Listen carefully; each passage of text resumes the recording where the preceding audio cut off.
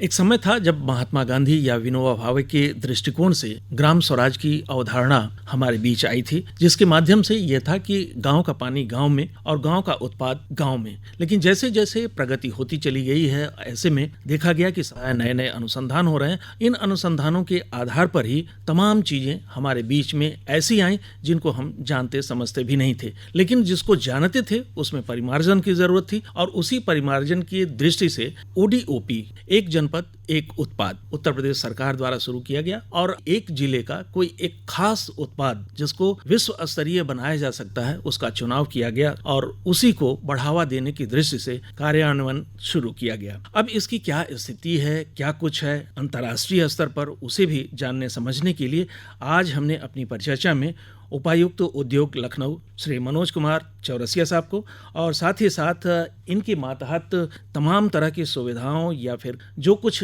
चमक रहा है यह चिकनकारी का उद्योग अपने लखनऊ में आज की तारीख में, उसके कर्ता धर्ता में से श्रीमती दिव्या सिंह जो कि प्रोडक्शन का काम देखती हैं, और Shrimati Ruby Fatima training tool kit के साथ साथ उत्पादन का भी कार्य देखती हैं। और एक अंतर्राष्ट्रीय स्तर पर तो नहीं, लेकिन कहें कि जो जिले में या फिर जिले से बाहर होते हुए प्रदेश और देश स्तर पर कार्य करने की स्थिति बन पाती है वित्त पोषण के माध्यम से। जो ऐसे लोग होते हैं जिनके पास अपने पैसे नहीं होते हैं, लेकिन सरकारी सुविधाओं को वो प्राप्त कर आगे बढ़ने की कोशिश करते हैं, उनमें से नाम है श्रीमती तरन्नुम का।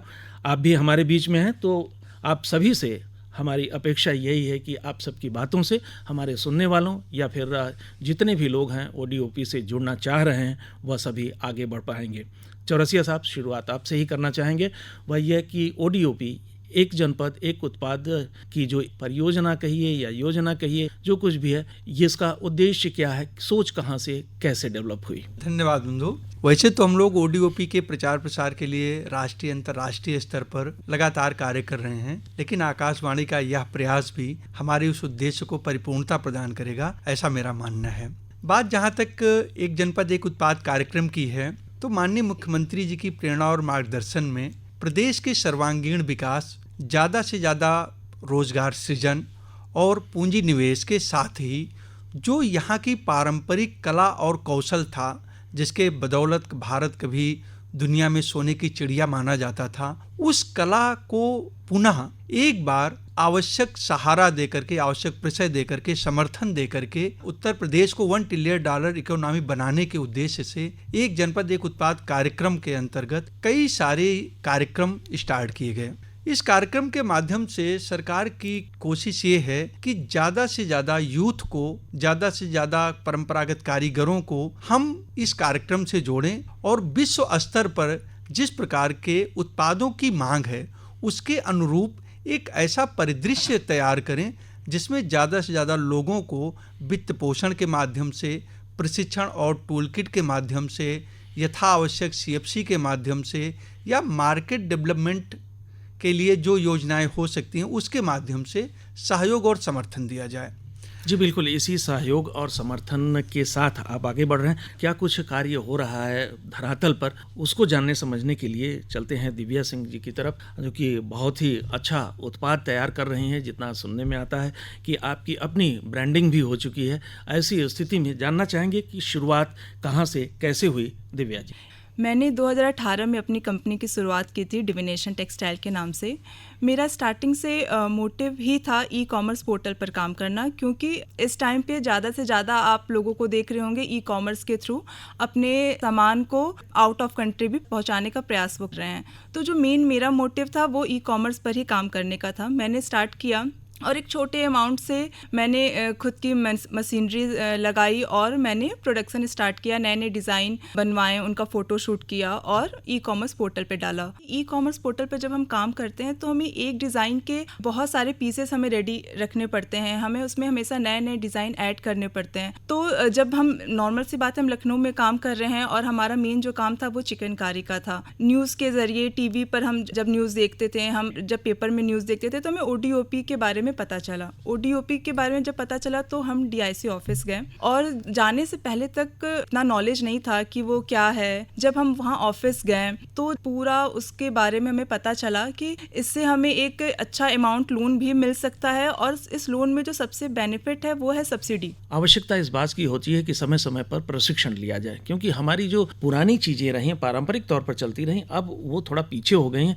नई नई डिजाइन्स आ गई हैं, नए नए अनुसंधान हुए हैं। रूबी जी, हम आपसे जानना चाहेंगे कि प्रशिक्षण जो आपने लिया है और लोगों को जो प्रशिक्षण दे रही हैं उसमें किन किन बातों को ध्यान में रखती हैं? मैं बहुत साधारण सी थी और मुझे कुछ भी मतलब मार्केटिंग के बारे में नहीं पता था। बस कुछ चिकन के टाके आते थे और मैं दूसरे लोगों से काम लेकर के करके उन्हें देती थी और कुछ पैसे मिलते थे। उसके बाद मुझे कौशल विकास के बारे में पता चला। मैंने वहाँ पर सिलाई कढ़ाई की अच्छे से ट्रेनिंग ली, एम्ब्रॉयडरी की। उसके बाद ट्रेनिंग करके वहीं पर मैंने जॉब भी किया और प्रशिक्षण भी दिया एज अ ट्रेनर, टीचर के तौर पर। तो सिखाते सिखाते भी बहुत सारा अनुभव मिला और मैंने वहाँ से सीखा कि कैसे आगे इस काम को बढ़ाया जा सकता है।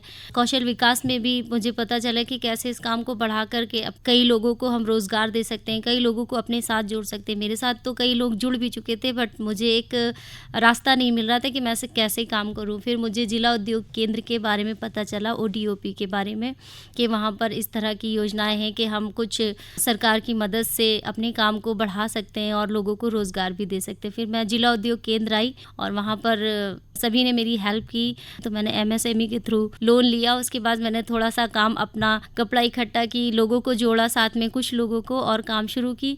फिर काम चल निकला और अभी मेरे साथ कई सारी लगभग 300 महिलाएं जुड़ चुकी हैं और एग्जीबिशन करती हूँ और होलसेल बाहर UP से बाहर भी एग्जीबिशन करती हूँ और होलसेल भी करती हूँ। ट्रेनिंग के लिए ये सारी बातें जो आपने बताई, उसके साथ साथ आपने मार्केटिंग और अन्य जो पहलू हैं उसको भी लेकर कार्य जो कर रही हैं वो अच्छी बात है। लेकिन तरन्नुम जी उत्पाद भी तैयार करती हैं, बेहतर से बेहतर, बल्कि अनुसंधान भी खुद भी करती रहती हैं, ये ऐसा सुनने में आया। क्या है तरन्नुम जी? मैं करीब 27 साल से काम कर रही हूँ। एक चैन बेच के मैंने काम शुरू किया था और 2-4 हाथ भी खाए। मतलब चेन आपने बेच दिया तो घर पे मार भी पड़ी कि हाँ क्यों बेच दिया? अबे काम करने का जुनून था कि हम काम करेंगे। नहीं, बहुत अच्छी बात है ये, और ऐसी लगन बिरलों में ही होती है।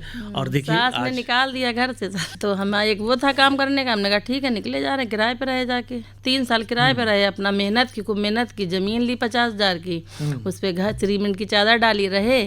फिर उसके बाद में अपना धीरे धीरे BC डाल के अपना काम भी बढ़ाते रहे और अपना घर भी बनाते रहे। बन गया घर, आज 2 मंजिल का हो गया और एक प्लाट भी ले लिया है सर, और थोड़ी सी ज़मीन भी 16-20 और ले ली। बहुत खूब, बहुत बढ़िया। देखिए अब आपने नहीं ऐसा स्टेप लिया होता और इतना बोल्ड डिसीजन नहीं लिया होता, हस्बैंड के पैरालिसिस हो गया था तो उसमें भी करीब 13-14 लाख रुपए लगे सर, इसी से लगाए। सारा आप कमा चुकी हैं 13-14 लाख? जी सर, हॉस्पिटल में बात है सर। थोड़ा कर्जी भी हो गए थे, लेकिन मेरा जो है सब बराबर हो गया, ठीक हो गया, सब वसूल हो गया। यही कहा जाता है ना कि जो सच्चे मन से, लगन से लगा रहता है, ईश्वर भी उसकी सहायता करता है। तो निश्चय ही आपको प्रगति मिलती चली जा रही है। मेला में भी आप जाती हैं? हाँ, प्रगति में दिल्ली और फिर कहाँ प्रगति मैदान में सर, दिल्ली हाट पर लगाया, प्रगति मैदान पर मेरी काफ़ी अच्छी सेल हुई। बहुत सारे हमें कस्टमर भी मिले सर, और हमारे योगी जी की तरफ से भाई हमें 21,000 का पुरस्कार भी मिला। सेल की वजह से मेरा बहुत अच्छा हुआ, बहुत लोग जुड़ गए। वहाँ तो जो बेचा उसके बाद हमने यहाँ से भी काफ़ी कोरियर लगाए। काफ़ी महंगे बना रहे हैं हम लोग, साड़ियाँ, सूट, पोटली, सब कुछ बना रहे हैं। मेरा रोजगार काफ़ी अच्छा बढ़ रहा है। मेरा एक सपना था कि हम अपना एक स्टोर खोलें, तो वो भी मेरा खादी भवन में हो गया। 500 लोग जो काम कर रहे हैं वो अपने अपने घरों से काम करते हैं या किसी सेंटर पर आते हैं? मेरा खुद का सेंटर है। एक जगह पे 15 लोग हैं, कहीं पर 20 लोग हैं, कहीं पर 18 लोग हैं। तो इस तरह से मेरा काम हो रहा है। मेरा एक ये सपना है कि हम अपना एक यूनिट बना लूँ गाँव में, जो मेरा सामान कॉपी हो जाता है। तो उसके कारण हम अब एक ज़मीन ले रहे हैं, उसी में सारे कारीगर मेरे काम बनाएंगे। मेरा जो प्रोडक्ट है वो उसका कॉपी नहीं होएगा। ये कॉपी होने का क्या मतलब है? ये सर कॉपी हो जाता है इसके लिए कि जैसे अब हमने कोई चीज़ अपनी डिजाइन तैयार किया, लोग ने फोटो को आया खींच लिया, उसके बाद में वो मेरा कॉपी हो गया, तो फिर मेरे सामान की कोई वैल्यू नहीं रही। मतलब डिजाइन की चोरी हो जाती जी, है, जो कारीगर होते हैं वही चोरी हो जाती है मेरा। जी दिव्या जी, जैसे तरन्नुम जी बता रही, डिजाइन चोरी होने की बात जो कह रही थी, ये क्या हमेशा नई नई डिजाइन आती रहती है या लखनऊ की चिकनकारी का एक पुराना, जैसे कि मिथिला की पेंटिंग होती है या किसी अन्य जगह की उसकी पहचान होती है, और ठीक उसी तरीके से ना होकर कि इसमें बदलाव भी आता रहता है क्या, इसकी प्रिंटिंग या फिर इसकी जो डिज़ाइनिंग है? डिज़ाइनिंग और प्रिंटिंग पे जैसे आपने मुझसे पूछा, तो जो मेरा मानना है वो ये है कि समय समय पर हमें डिज़ाइन तो चेंज करते रहना चाहिए, क्योंकि अगर एक इंसान एक चीज़ खरीद रहा है तो उसको नेक्स्ट टाइम के लिए कुछ अलग रिक्वायरमेंट होती है। पर जैसे तरन्नुम जी ने कहा कि उनकी डिज़ाइन चोरी हो रही है, डिज़ाइन बेशक चोरी हो रही है और वो आगे भी होगी। जब वो कहीं जाएगा तो अगर किसी का काम है चिकनकारी में करने का, तो वो नॉर्मल किसी की भी फ़ोटो मिल जाएगी, वो ई-कॉमर्स के थ्रू मिल जाएगी, कहीं व्हाट्सएप पे मिल जाएगी, कहीं पे भी मिल जाएगी, और वो उससे वो डिज़ाइन वो बना सकता है। पर डिज़ाइन का मैटर नहीं करता, उतना मैटर करता है कि हम काम कितनी सफाई से कर रहे हैं, हम जो काम कर रहे हैं वो कोई और ना करके दे सके, ये मेन होता है। तो हमें मेन जो मेरा फोकस है, हमें डिज़ाइन चोरी को रोकने से बजाय हमें अपने काम को हम और क्या क्या नई चीज़ें सीख सकते हैं, हम और कितना अच्छा दे सकते हैं, इस पे मतलब देखना चाहिए जो हमें लगता है। डिज़ाइन चोरी की बात तो ये होती है कि जैसे अब हमने कोई चीज़ अपनी मेहनत से अपना डिज़ाइन बनाया, उसके आगे अब हमारा तो काम बन ही रहा है, अगले ने जो है उसको कॉपी करके अपना आगे वो बढ़ा दिया, 10 लोग को और लगा के तेज़ी से बना दिया। अब तो हमने तो अपने पीस की मेहनत की है कि हम अपना पहले हम बेच ले, उसके बाद चोरी हो, और बनने से पहले चोरी हो जाए। मेहनत तो हमने की है, पेड़ तो हमने बड़ा किया, फल खा ले कोई और। ये सही बात है, बिल्कुल सही, बिल्कुल सरल शब्दों में आपने अपनी बात रखी, बहुत सही है, ऐसा होता है। चौरसिया साहब, आप तो इन लोगों के संरक्षक की तरह कार्य कर रहे हैं, सबने आपका नाम लिया ही, तो हम डिज़ाइन पर ही बेसिकली जानना चाहेंगे कि जो लखनऊ की चिकनकारी रही है, क्या उसे ही स्थापित रखने की कोशिश करते हैं, या फिर नए नए प्रशिक्षण दिला करके नई नई डिज़ाइंस के लिए, या व्यापक प्रशिक्षण जिसमें तीनों चीज़ें शामिल हो, उस पर भी जोर दिया जाता है? एक्चुअली जैसा कि मैंने बताया कि इस कार्यक्रम के अंतर्गत हम लोगों का जो सबसे प्रमुख उद्देश्य है वो इनकी इनकम को बढ़ाना है। तो उसके लिए बहुत जरूरी है कि हम मार्केट की डिमांड के हिसाब से प्रोडक्ट तैयार करें, अपनी उस आर्ट और क्राफ्ट की जो हेरिटेज है उसकी पहचान को बनाए रखते हुए मार्केट की डिमांड के हिसाब से इनको ये सारी चीज़ें सिखाने के लिए प्रदेश सरकार द्वारा ODOP के अंतर्गत एक जनपद एक उत्पाद प्रशिक्षण और टूल किट योजना संचालित की जा रही है, जिसका लाभ रूबी जी ले चुकी हैं, जैसा इन्होंने भी बताया। इस 10 दिन की ट्रेनिंग के दौरान एक एंटरप्रेन्योर को, एक कारीगर को किस प्रकार से मार्केट की समझ के हिसाब से प्रोडक्ट तैयार करना है, मार्केट को रीच आउट करना है, अपने प्रोडक्ट की ऑफलाइन और ऑनलाइन मार्केटिंग कैसे करनी है, इन सारी चीज़ों को सिखाया जाता है। और उसके साथ ही उस क्राफ्ट से जुड़ी हुई टूल किट, जिससे कि वो अपने काम को घर बैठे आसानी से कर सके, वो भी निःशुल्क उपलब्ध कराई जाती है जी। इसमें ये भी है कि उनको, चूंकि 10 दिन अगर वो ट्रेनिंग कर रही हैं तो एक तरीके से उनकी इनकम प्रभावित हो रही है, तो सरकार की तरफ से उनको 10 दिन की ट्रेनिंग का 2000 रुपये मानदेय भी दिया जाता है। तो इस तरीके से हम लोग सपोर्ट करते हैं हर एक आर्टिजन को। व्यापक स्तर पर ज़्यादा से ज़्यादा लोगों को इससे जोड़ने के लिए हम लोग एक तो इस योजना के अंतर्गत ट्रेनिंग कराते ही कराते हैं, बाकी जो सरकार की दूसरी योजनाएं हैं उसके साथ भी डबटेल करके हम लोग महिलाओं को या जो और भी इच्छुक हमारे परंपरागत कारीगर हैं उनको चिकनकारी, जरी जरदोजी दोनों ही विधाओं में ट्रेनिंग देते हैं। जहाँ तक बात रही डिजाइन डेवलपमेंट की, तो उत्तर प्रदेश के अंतर्गत जो लखनऊ में Uttar Pradesh institute of design, जो कि एक बहुत ही बेहतरीन संस्थान है डिजाइन डेवलपमेंट के मामले में, उसके माध्यम से मैं ट्रेनिंग दिलाते हैं। और ज़्यादातर इसमें निफ्ट जैसे जो इंस्टीट्यूट्स हैं वहाँ के डिजाइनर्स आ करके ये इन लोगों को ट्रेनिंग देते हैं। तो कहीं ना कहीं जो उनका एक्सपोजर है और जो उनकी हाई लेवल की लर्निंग है वो हमारे आर्टिजन्स तक पहुँचती रहती है। और उसके साथ ही हम लोग ये भी प्रयास करते हैं कि डिज़ाइन एक ऐसी चीज़ है जो कि अनवरत डेवलप होने वाली चीज़ है। और हमारे आज जो आर्टिजन है, मुझे कहते हुए खुशी हो रही है कि लगातार काम करने के बाद, मार्केट का एक्सपोजर होने के बाद, और जब हम ODOP की प्रदर्शनी लगाते हैं तो उसमें दूसरे भी प्रोडक्ट के डिज़ाइन उस एग्जीबिशन में आते हैं। तो उन सारी चीज़ों को देख करके आज इन लोगों के पास इतने डिज़ाइंस हैं और ये लोग एक डिज़ाइन का दूसरे डिज़ाइन के साथ इस कदर फ्यूजन कर रहे हैं, जैसा कि अभी तरन्नुम जी और दिव्या जी सब लोग बता ही रहे हैं कि आज इनके प्रोडक्ट की जो कीमत है वो पहले की तुलना में 2 गुना 3 गुना नहीं, कई बार तो 4-4 5-5 गुना बढ़ जाती है। जैसे कि अभी ये साड़ियों की बात हो रही थी, जब भी हम लोग आपस में चर्चा कर रहे थे, ठीक है ना, तो अब 8 लाख की बिक सकती है सिंगापुर जाकर के चिकनकारी की साड़ी, ये मुझे भी अंदाजा नहीं था। लेकिन जो इन लोगों का प्रयास है, इन लोगों की जो कोशिश है और सरकार का जो समर्थन है, उसके कारण आज ये चीजें संभव हो पा रही हैं।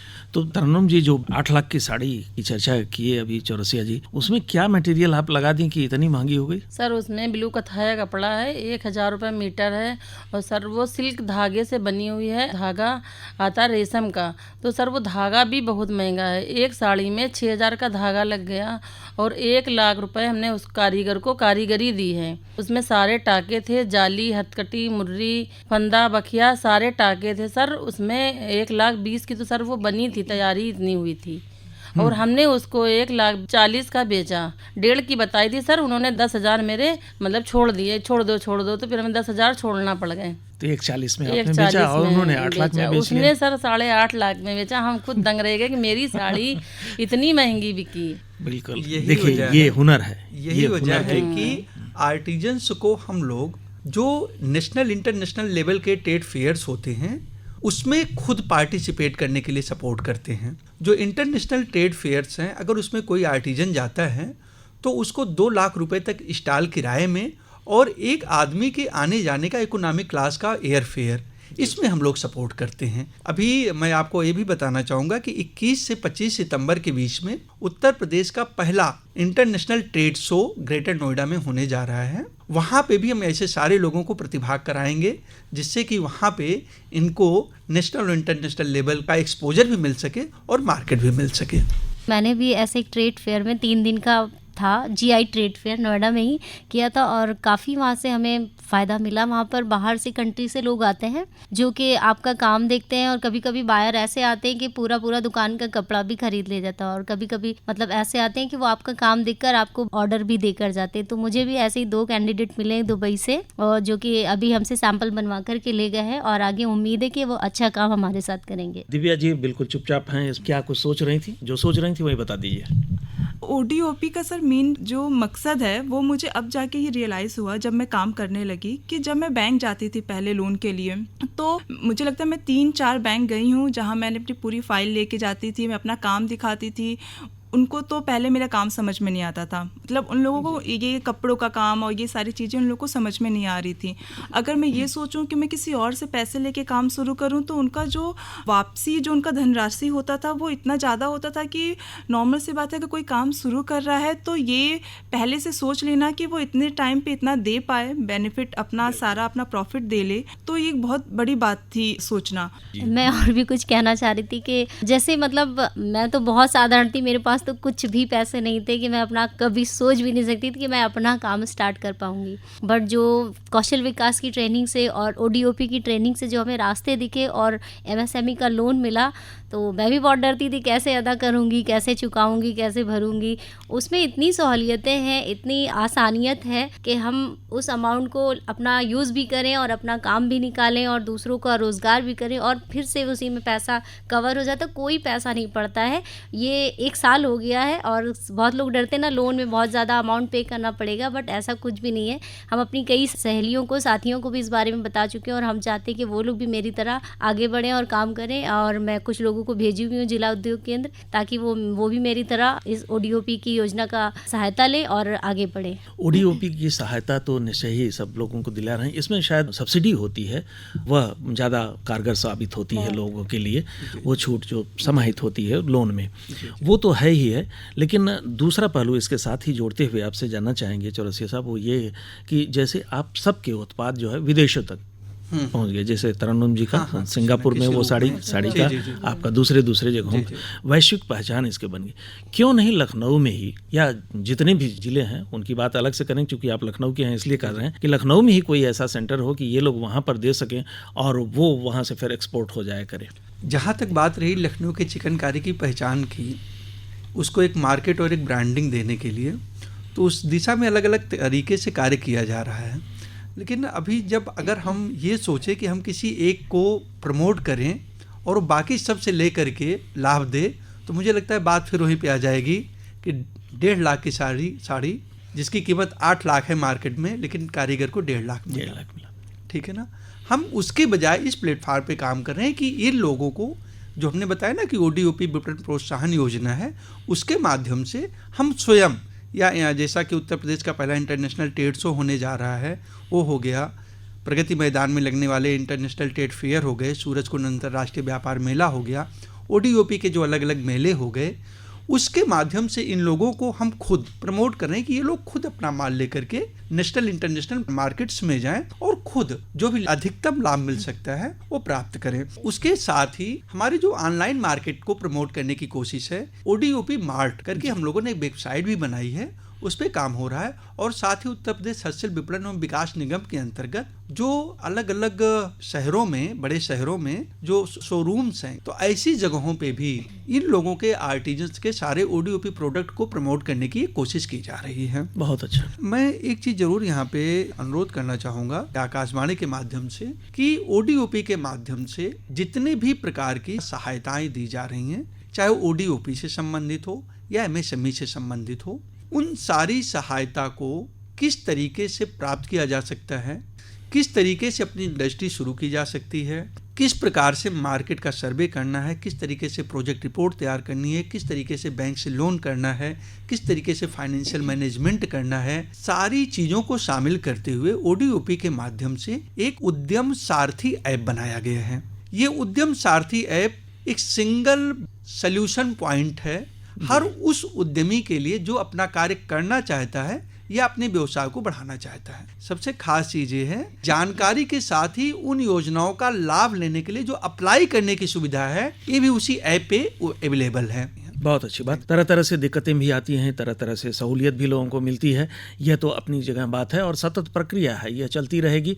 लेकिन आज आप लोगों ने जो समय निकालते हुए यहाँ आकाशवाणी को दिया है, यह आकाशवाणी आप लोगों के लिए निश्चय ही आभारी है। आभारी इस रूप में है कि आप लोगों की बातें जो है हमारी युवाओं तक पहुँचेंगी, जो बेरोजगार हैं उन तक पहुँचेगी और वो भी इस दिशा में कार्य करने को आतुर होंगे, आगे बढ़ेंगे। उपायुक्त उद्योग लखनऊ श्री मनोज कुमार चौरसिया साहब, आपको बहुत बहुत धन्यवाद कि आपने कोऑर्डिनेट किया। इस कार्यक्रम को सफल बनाने में आपकी महती भूमिका रही है, इसलिए आपको विशेष धन्यवाद। और साथ ही साथ दिव्या सिंह जी, रूबी फातिमा और तरन्नुम जी, आप सभी तीनों इस क्षेत्र में जो पहचान मिल रही है उसके कर्ता धर्ता आप हैं। आप ही लोगों से ODOP जो लखनऊ का है उसको एक नई उड़ान मिल रही है और ये नई उड़ान आपकी कला की ही पहचान है और इसी पहचान को आप लोग बनाए रखेंगे, ऐसी उम्मीद करते हैं। आप सब ने समय निकाला, स्टूडियो आए, उसके लिए आपको बहुत बहुत धन्यवाद। धन्यवाद। Thank you.